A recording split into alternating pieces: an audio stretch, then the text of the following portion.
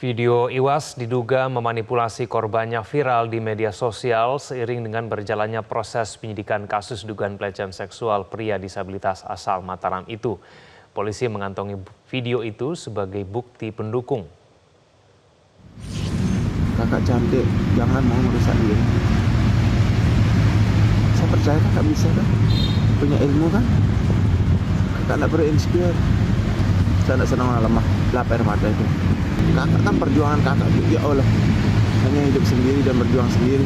Benar tak? Nekat gara-gara hal sepele. Kakak mau nekat lagi? Bisa tak aku minta jangan nekat? Kalau kakak Hindu ya demi Tuhan. Nyawa saya kasih kakak. Biar kakak tahu bahwa kakak itu berarti bagi dunia ini. Video ini direkam oleh korban ketika Iwas mendekati korban di teras sebuah kampus. Kata-kata yang diucapkan Iwas ini diduga untuk memanipulasi korbannya. Setengah percaya, sedikit percaya. Itu pikiranmu sekarang. Karena kamu baru kenal saya. Saya bisa baca langsung kok. Bingung kenapa saya ngomong gini. Kamu kira saya sama mode sama kayak cowok-cowok yang lain? Walaupun kita berdua di kamar, saya tidak bisa apa-apa. Saya masih dimandiin sama mama. Saya bukan sama kayak cowok-cowok yang lain. Biar jelas. Karena cowok-cowok itu hanya manfaatin kah? Kamu mau berubah atau tidak? Kalau kamu tidak mau berubah, saya pergi. Tapi kalau kamu berubah, saya akan tetap di sini dengan mengasih tahu bagaimana cara kesuksesan kamu. Polisi sudah mengantongi video ini sebagai bukti untuk diinvestigasi lebih lanjut oleh tim forensik Polda NTB. Pelaku yang mendekati korban dan cepat merekam melalui handphone korban. Ya, jadi di dalam handphone itu berbentuk video, tetapi karena diletakkan di bawah tidak nampak gambarnya, yang hanya nampak suara, tetapi itu mode video. Hal ini sudah kita lakukan uji forensik digital. Kita minta bantuan dari IT, dari Pitsus untuk mengangkat video ini untuk dijadikan salah satu bukti pendukung bahwa korban ataupun pelaku ini memang benar ada interaksi dan ada kalimat-kalimat yang memanipulatif, ada kalimat-kalimat yang memanfaatkan kelemahan korban. Ini yang kami akan dalami. Sementara itu, menurut Kepala Lingkungan Monjok Gria Kota Mataram, perilaku Iwas berubah tatkala pria berusia 21 tahun ini menginjak bangku pendidikan tinggi. Sang Kepala Lingkungan turut diperiksa oleh polisi untuk dimintai keterangan perihal sosok Iwas. Orangnya baik ya, masih sebelum dia kuliah itu orangnya baik sih. Rajin juga dia di kampung tuh kalau ada acara meninggal itu apa, rajin dia datang. Tapi setelah dia kuliah itu nggak ngerti gimana cara pergaulannya gimana di luar itu, sehingga sekarang kayak begini itu. Dari Mataram, Nusa Tenggara Barat, Adi Henry, Metro TV.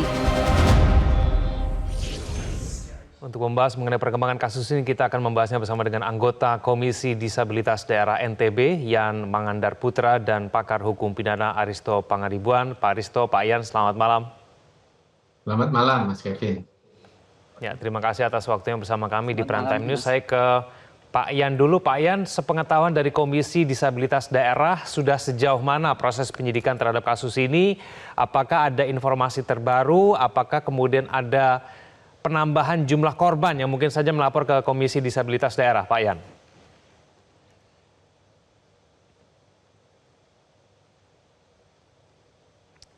Terima kasih sebelumnya. Jadi terkait kasus Iwas, proses kepolisian bahwa berkas perkara sudah dikembalikan oleh teman-teman unjuknya itu akan dilakukan rekonstruksi di tempat kejadian perkara berdasarkan keterangan dari tersangka, karena memang untuk rekonstruksi tempat kejadian perkara berdasarkan keterangan korban itu sudah terkait dengan jumlahnya masih di angka 15 ya, yang sudah mengadukan ke Komisi Disabilitas Daerah NTB. Apakah masih terbuka kemungkinan ada penambahan jumlah korban, Pak Yan? Halo. Ya. Halo, izin suaranya terputus Mas, bisa diulang? Ya, apakah masih membuka kemungkinan penambahan jumlah korban, Pak Yan? Terkait kemungkinan itu sangat memungkinkan sekali Mas, karena memang banyak informasi-informasi baru yang diduga sebagai korban dari Agus. Misalnya dari statement beberapa orang di media sosial, kemudian beberapa bukti-bukti baru yang dikirimkan oleh masyarakat ke Komisi Disabilitas. Dan sedang kami tahap konfirmasi. Baik, terkait dengan bukti-bukti yang Pak Yan sampaikan tadi, sudah ada video suara yang kemudian viral di media sosial. Ini kami juga sambil menampilkannya di layar kaca Anda. Bagaimana tanggapan dari Komisi Disabilitas Daerah berkaitan dengan video suara yang diduga tersangka, beginilah caranya kemudian tersangka melakukan modus itu terhadap korbannya?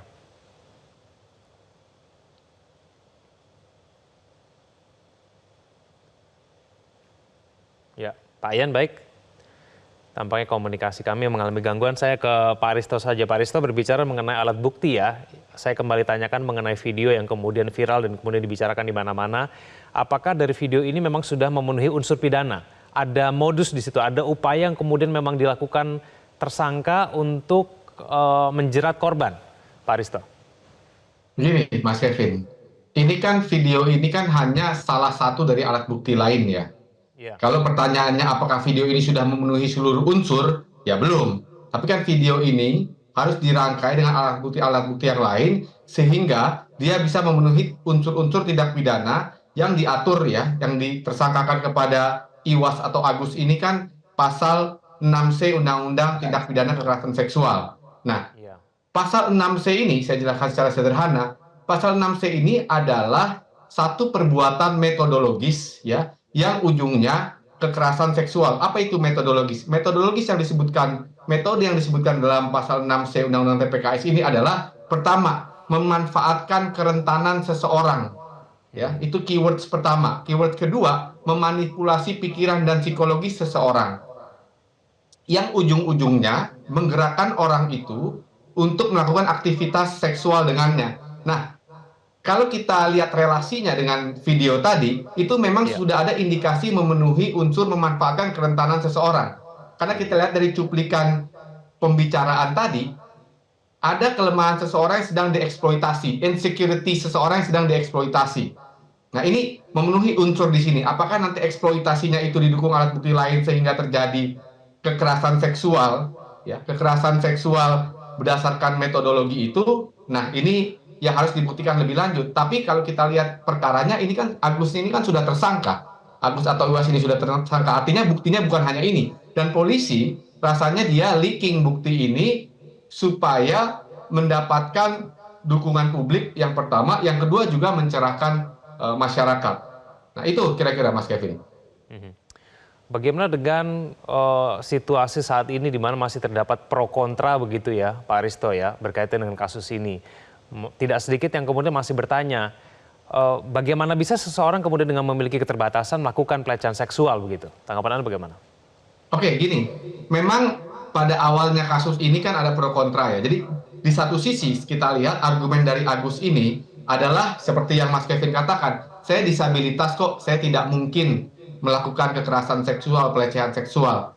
Betul, memang tempting sekali ya, tempting untuk mengatakan seperti itu. Tetapi ya, jangan lupa argumentasi itu ya bisa saja gugur kalau kita lihat dalam framework pasal 6C tadi. Pertama, apa? Manipulasi pikiran seseorang, menggerakkan seseorang, ya. Kemudian Agus ini misalnya mendapatkan informasi sensitif dari orang itu, misalnya informasi sensitif adalah tentang kehidupan pribadi masa lalunya. Lalu informasi itu ya, digunakan untuk menggerakkan atau menjerat seseorang agar memenuhi keinginannya. Nah, dalam literatur, metode seperti ini lumrah diterminologikan sebagai sextortion, ya, sex extortion. Jadi pemerasan. Apa alat pemerasan itu? Tadi informasi sensitif tadi. Ini sekaligus menjelaskan bahwa yang namanya pelecehan seksual, ya, Undang-Undang Tindak Pidana Kekerasan Seksual atau kekerasan seksual tidak harus dengan bentuk fisik, ya, dengan force fisik, tapi bisa juga dengan manipulasi psikologi yang ujung-ujungnya bisa menjadi sextortion tadi. Dan ini nggak banyak ditemukan juga di negara-negara lain. Jadi jangan lupa, oleh karena itu Undang-Undang Tindak Pidana Kekerasan Seksual mengakomodasi metodologi kekerasan seksual jenis ini di mana ada absen dari physical force. Begitu Mas Kevin. Ya, saya ingin mencoba kembali menghubungi Pak Yan. Semoga komunikasinya sudah lebih baik. Pak Ian, bagaimana kemudian cara pelaku melakukan modus terhadap para korbannya? Apakah memang caranya sama ya seperti ini? Memanfaatkan informasi sensitif seperti kemudian yang Pak Aristo katakan tadi melalui secara verbal, lalu kemudian meyakinkannya untuk melakukan aktivitas pelecehan seksual itu, Pak Ian? Oke. Hampir di seluruh korban ya, itu metodenya sama yang digunakan oleh Agus, yaitu memanfaatkan kekurangan yang ada pada dirinya agar ada rasa iba atau kasihan dari korban.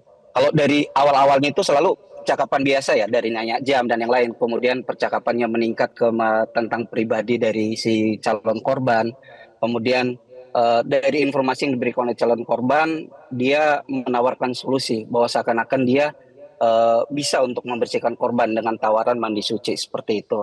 Nah, kalau seandainya nggak bisa, itu biasanya dia akan mulai ke pengancaman. Pengancaman misalnya bahwa dari informasi si korban itu seakan-akan dia sudah mengenal korban jauh lebih dulu. Jauh lebih dulu, kemudian seandainya korban tidak tetap tidak mau, dia akan coba mengancam lagi bahwa informasi penting ini terkait keburukan korban itu akan dilaporkan kepada orang tua korban. Bahkan diancam, saya akan ke kos kamu atau saya akan ke rumah kamu. Nah, kemudian korban menuruti. Nah, baru solusi tadi, mandi suci itu ditawarkan. Nah, perjalanan dari tempat taman, kemudian ke tempat penginapan, itu sebenarnya korban nggak ada yang pernah tahu bahwa dia ke tempat penginapan atau hotel. Itu nggak ada yang tahu sama sekali. Hanya ditawarkan tempat, yuk ikut saya kita mandi suci. Itu tawarannya dia. Nah, sampainya di hotel, itu korban sangat kaget bahwa lokasinya adalah hotel atau penginapan ya. Makanya ini kan terkonfirmasi dari pemilik homestay ya. Salah satu homestay mengatakan bahwa gestur dari korban itu berbeda-beda. Ada yang nangis, ada yang sedih, ada yang takut, dan yang lain. Iya. Nah, lalu kenapa bisa sampai ke kamar? Nah, ini yang menarik. Karena di tempat parkir itu Agus menekan, ayo masuk kamar, karena hanya di sana saya bisa lakukan kamu mandi suci. Kamu nggak perlu takut, karena saya nggak punya kedua tangan dan saya nggak akan mungkin bisa perkosa kamu. Nah, ketika sampai kamar, korban akan makin takut lagi. Dan Agus akan mengancam, kamu jangan berteriak. Karena kalau kamu teriak, itu akan didengarkan oleh orang yang ada di luar dan kita akan dinikahkan. Jadi itu ancaman selanjutnya dilakukan oleh Agus. Tapi apakah pelaku ini sudah mengakui perbuatannya dengan serangkaian alat bukti yang kemudian sudah dimiliki oleh pihak kepolisian, Pak Ian?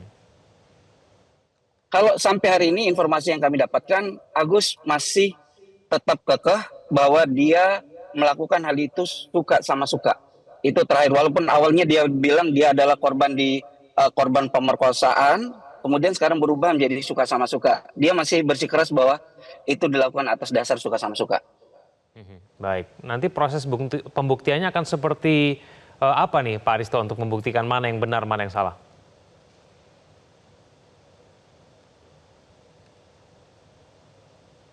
Jadi Mas Kevin, pembuktian ini kan sederhananya soal argumentasi mana yang paling masuk akal, ya.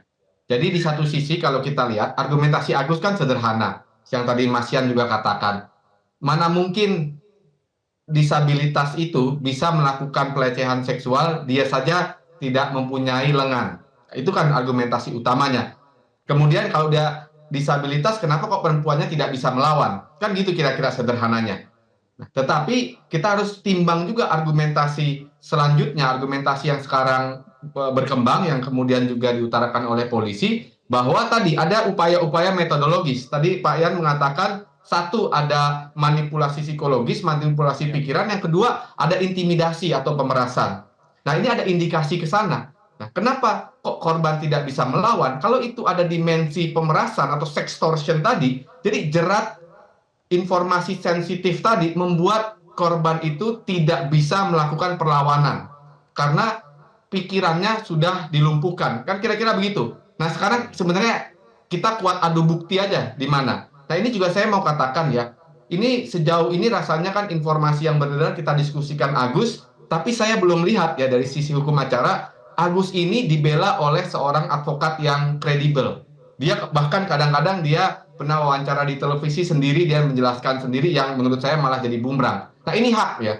bukan berarti saya membenarkan atau membela yang dilakukan Agus, ya karena ini masih proses penyidikan, tetapi Agus ini punya hak untuk diberikan bantuan hukum oleh advokat yang kredibel karena perkaranya ini sudah memiliki impact yang luar biasa ini sampai kita diskusikan ini. Itu yang pertama. Yang kedua, dari sisi korban, tadi dibahas juga oleh Metro TV, korban ini betul dia mempunyai hak dan betul itu langkahnya untuk mengadukan ke LPSK. Karena korban-korban kekerasan seksual ini banyak dijudge oleh society. Oleh karena itu, Undang-Undang TPKS dan Undang-Undang LPSK memberikan safeguard ya atau perlindungan terhadap korban itu. Jadi dua-duanya memiliki hak dalam hal ini sehingga proses pembuktian ini menjadi fair ya, menjadi fair dan tidak berat sebelah. Gitu Mas Kevin. Baik, kita akan tunggu nanti kemudian berikutnya proses penyidikan dari kasus ini dari pihak kepolisian. Terima kasih Pak Arista, terima kasih Pak Yan sudah bergabung bersama kami di Prime Time News. Selamat malam.